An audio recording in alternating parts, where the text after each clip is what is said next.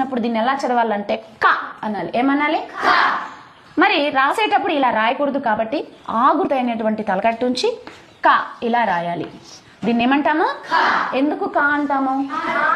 క అనే హల్లుకి అర్ధాక్షరానికి ఆ అనే అచ్చు చేరుతుంది. అవి రెండు కలుస్తాయి.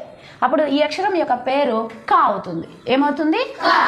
నెక్స్ట్ ఇక్కడ చూడండి, రెండో అచ్చు అయినటువంటి ఆ క అనే అర్ధాక్షరానికి ఆ కలిసినప్పుడు దీన్ని ఎలా చదవాలంటే కా అని చదవాలి. ఎలా చదవాలి? మరి రాతలో క ఆ గుర్తైనటువంటి దీర్ఘం చేర్చి కా రాయాలి. ఎందుకు కా అంటున్నాం దీన్ని మనము? కానీ అర్ధాక్షరానికి ఏ అచ్చు చేరింది? ఆ అని అచ్చు చేరింది కాబట్టి దీన్ని మనము కా అని పలకాలి.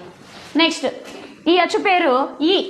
అదే చూడండి, ఇక్కని అర్ధాక్షరానికి ఈ కలిసినప్పుడు దీన్ని కి అనాలి. ఏమనాలి? కి. ఎందుకు? ఇక్కడ అక్కని అర్ధాక్షరానికి ఈ కలుస్తాను చూడండి, ఈ వచ్చి చేరింది.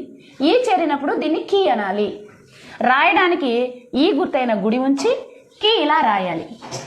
ఓకేనమ్మా? ఏమవుతుంది ఇది? ఎందుకు? ఈ కలిసినప్పుడు కి అవుతుంది. నెక్స్ట్ ఈ అచ్చు పేరు ఈ. ఏమి? ఇప్పుడు ఎలా పలకండి? ఏమని పలకాలి? మరి రాసేటప్పుడు గుడి దీర్ఘం, ఈ గుర్తేమి? గుడి దీర్ఘం, దాని నుంచి రాయాలి. ఓకేనా? ఏం చదవండి?